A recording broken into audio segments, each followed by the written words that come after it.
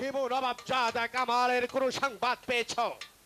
না জাহাপানা, আমি রাজ্যের চতুর্দিকে লোক পাঠিয়েছি, কিন্তু আজও পর্যন্ত সেই দুজনের সংবাদ আমি পেলাম না। আমার মনে হয় বেগম সাহেবা ও নবাবজাদা কামালের ও ইব্রাহিমের সংবাদ জানেন।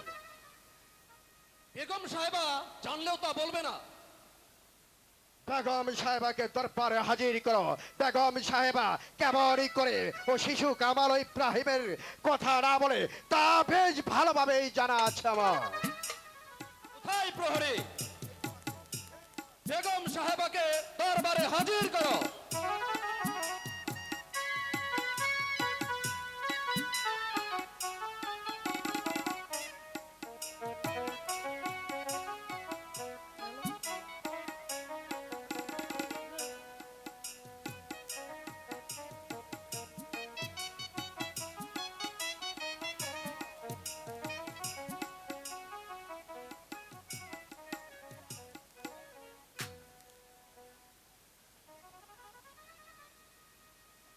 শোনেন বেগম সাহেবা, আপনি হয়তো জানেন আপনার জীবন মরণ এখন আমাদের হাতে। জানি বন্দি যখন করেছো, এখন যা ইচ্ছে তাই করতে পারো। এখন বলো, কেন আমাকে দরবারে এনেছো? নবাবজাদা কামাল ও ইব্রাহিমের সন্তান আপনি জানেন? না, তাদের সন্তান আমি জানি না। বেগম সাহেবা, আপনার একবারের জন্য পূজা উচিত। এখন এই রূপনগরের নবাব হয়েছি আমি, আর আমারই সম্মুখে দাঁড়িয়ে আপনি বারবার মিথ্যা কথা বলতেছেন। ওরা কোথায় আছে জানলেও আমি তা বলবো না।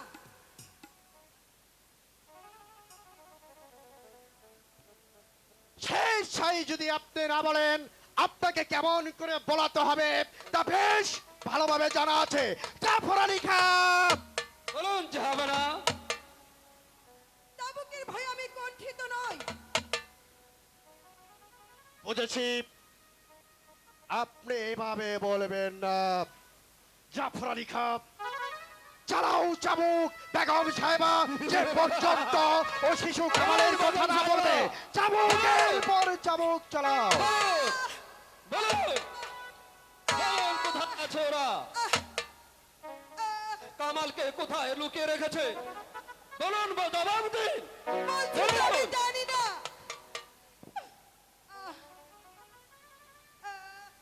জাফর আলী খান, রেখে দাও বেগম সাহেবাকে এখানে। আবার আগামীকাল বেলা তৎকরিকার সবাই সেই অন্ধকার কারাকক্ষে থেকে রাস্তার পারে এনে যে পর্যন্ত বেগম সাহেবা ও নবাবজাদা কামালের কথা না বলবে, ইব্রাহিমের কথা না বলবে, ততক্ষণ পর্যন্ত চাবুকের পর চাবুক চালাবে। পরে নিয়ে যাও বেগম সাহেবাকে ওই অন্ধকার কারাকক্ষে।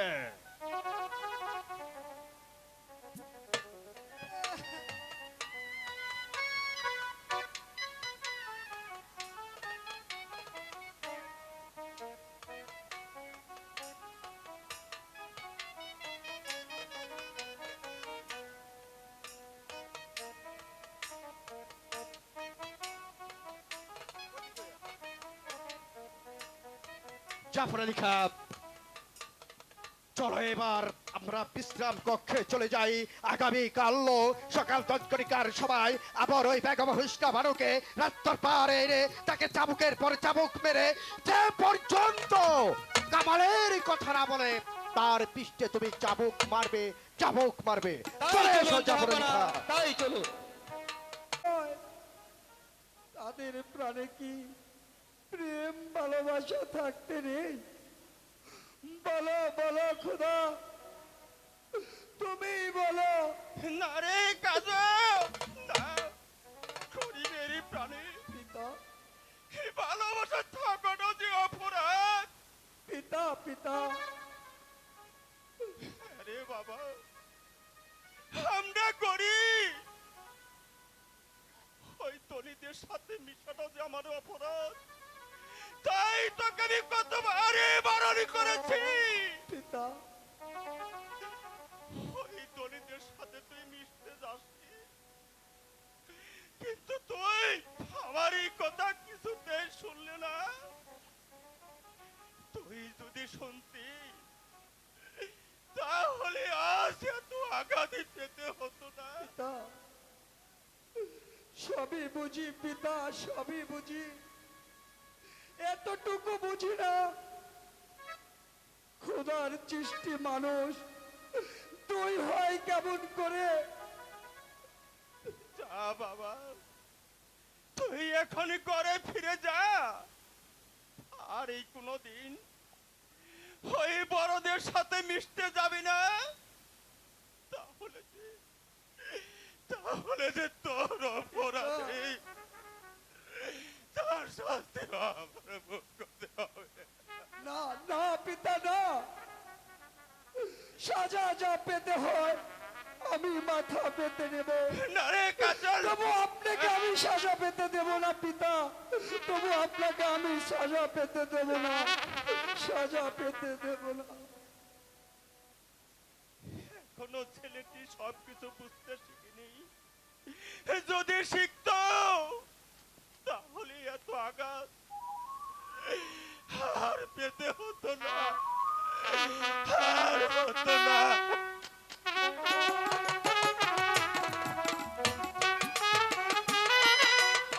কোথায় রইলে প্রাণের বন্ধু, আসো না তো ফিরিয়া, আসো না চলিয়া গো।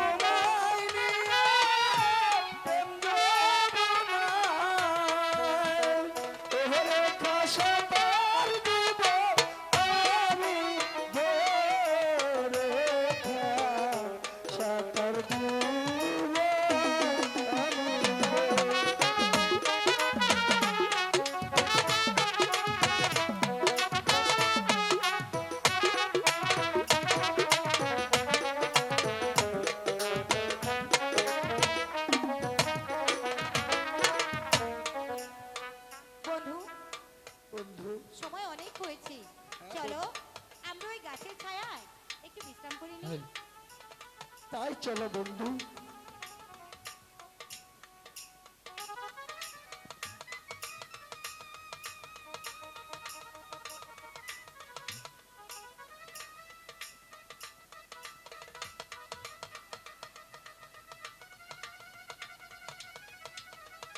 কাজল! সাবধান শয়তান, তোর সাহস তো কম নয় চাষার বাচ্চা। সেনাপতি কাকা, সামান্য একটা চাষার ছেলে হয়ে তুই এসেছিস নবাব কন্যার সাথে প্রেম করতে। সেনাপতি কাকা, ওর কোনো দোষ নেই। দোষ নয়, সরে যাও রেখা। না কাকা, আমি ওকে চাবুক মেরে ওর পিঠের চাম তুলে নেব। কাকা আপনি ওকে মারবেন না কাকা, ওর যে কোনো দোষ নেই। সরে যাও রেখা। চল শয়তান, চল, আসবি আরো, চল। শুনে শুনে যাবো কাকা,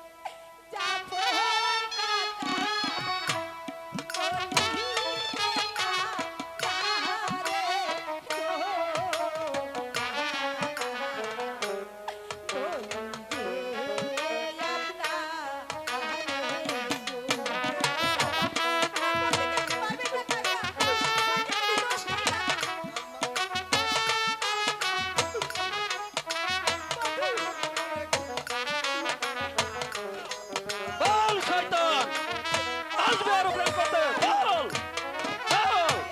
बिना तुझे कह दो काका, রেখা मरते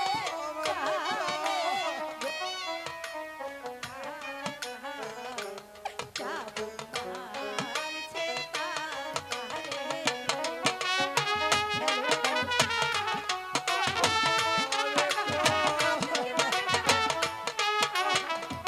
বল শয়তান, বল, আসবি আরো।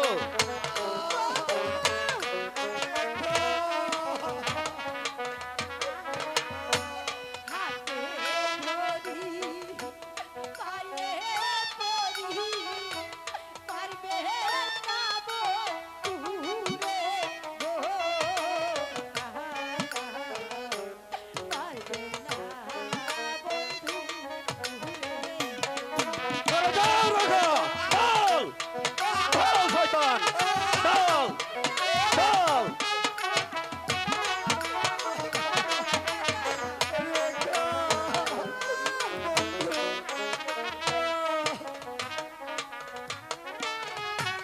বন্ধু রে মা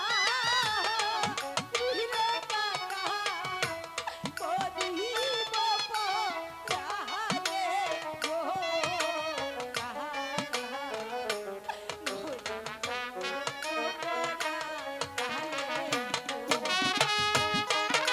বল শয়তান, বল, আসবি আরো প্রেম করতে, বল।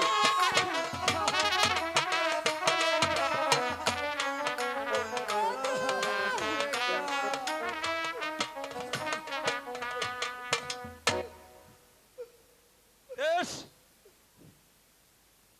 তোমার অনুরোধে আজ ওকে ক্ষমা করে দিলাম। আর যদি কখনো দেখতে পাই তাহলে চাবুক মেরে পিঠের চাম তুলে ফেলবো। চলে এসো রেখা। বন্ধু বন্ধু রেখা বন্ধু তুমি আমার প্রতি অভিমান করো না বন্ধু। অভিমান নয় রেখা, অভিমান নয়। তুমি যে রাজকন্যা আর আমি সামান্য একজন চাষার ছেলে, আমার সাথে তোমার কোনোদিন মিল হবে না। বন্ধু রেখা দূরে যাও। বন্ধু তুমি একটা কথা জেনে রেখো বন্ধু, এই রেখা মৃত্যুকে বরণ করে নিতে পারে, তবু তোমার ভালোবাসাকে কোনোদিন ভুলতে পারবে না, কোনোদিন না। তুমি কি বলছো রেখা? হ্যাঁ বন্ধু, আমি ঠিকই বলছি। রেখা এখন চলো রেখা, সময় অনেক হয়েছে। তাই চলো বন্ধু, তাই চলো। তাই চলো।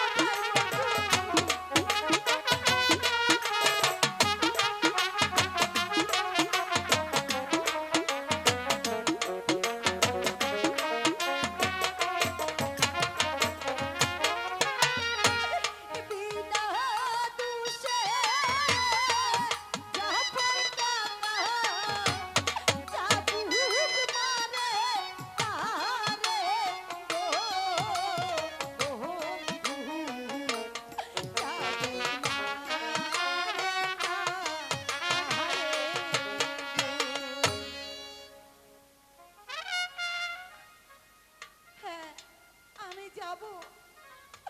আমি আমার বন্ধুর বাড়িতে যাব। আমি আমার বন্ধুকে বুঝিয়ে বলবো আমি তার ছিলাম, আর চিরদিন আমি তারই থাকবো। আমি তারই থাকবো, তারই থাকবো।